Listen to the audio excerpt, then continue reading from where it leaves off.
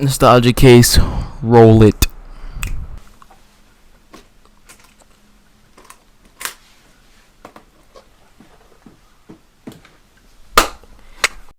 Alright, we got Casino. Alright, man. This is a good one.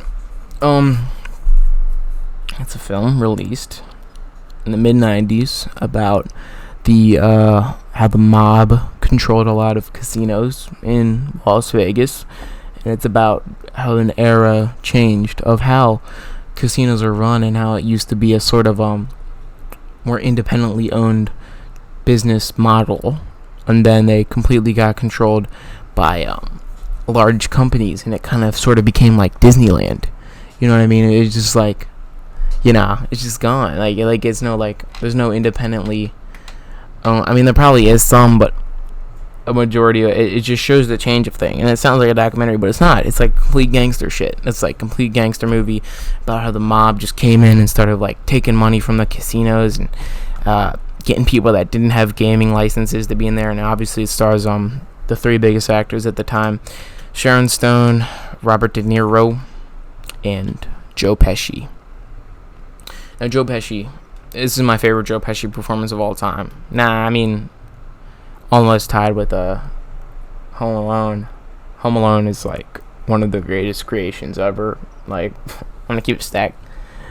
I've been saying keep it a stack lately. Keep it a stack, keep it a stack, keep it a stack, keep it a stack, keep it a stack, keep it a stack, keep it a stack.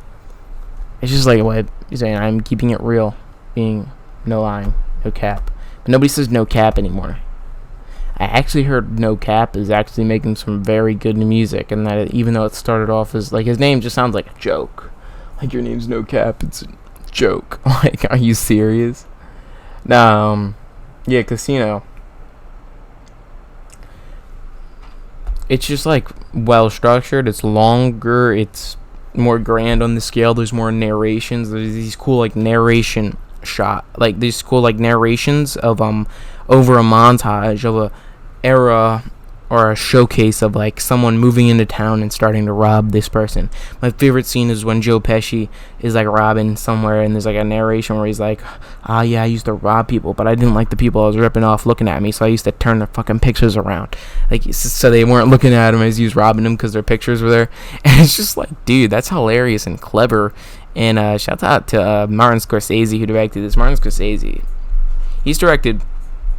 he's maintained his relevancy since the early 70s with his films. Let's just list off about 10 Martin Scorsese films, and you're gonna be like, he did that, he did that, he did that, he did that, he did that. Whoa, bro. Alright, let me think of one. I'm gonna go from now to back then. Recently he directed The Irishman. He directed The Wolf of Wall Street. He directed Hugo. He directed Shutter Island. He directed The Departed, The Aviator, Gangs of New York, Casino, Age of Innocence, Goodfellas, Cape Fear, After Hours, The King of Comedy, which heavily inspired the Joker, Taxi Driver, and Mean Streets, and Goodfellas. Like, no shit, Goodfellas. Like, hey, yo, like, probably one of the biggest gangster movies ever. Like, after Godfather. Everybody's like, Goodfellas better than Godfather. I don't know about all that, Chief. Everybody says the Godfather 2 is better than Godfather 1. No. Like, I mean, I want someone to come on the show and debate me on that. I have some good points about the character development of the Godfather, compared to, like, I mean, it's just about the characters becoming good people and becoming bad people. Like, it's cool and stuff, and the subtext and all of that, but I feel like there's the structure of the Godfather 1 is way better than Godfather 2. But we're here to talk about Casino. It's just one of those movies where, like, you laugh at a scene, and then after something happens, you feel bad that you laughed at it. Like, you're like, shit, god damn, bro. Damn. That's a bit harsh. Did you really need to do him like that? Did you really need to put his head in a vice, squish him, and then his eyes come out because he shot up a place and killed somebody that should not have been? Yeah, that's kind of. I I mean, you're kind of punishing someone that did something bad, but it's just the way he did it is just so slow and painful.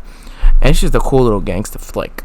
But overall, it's my favorite gangster movie.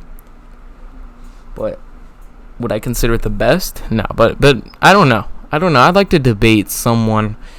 What is better, Goodfellas or Casino? A lot of people like the more homey environment in Goodfellas. Like, they like how it's like more about the family, more about the friendship and the loyalty. But Casino is more like intense. But like Casino is like Martin Scorsese had 5 cups of coffee, bunch of Adderall, a bunch of cocaine, and just went insane and just crafted this like super fast movie. And it was just like, whoa.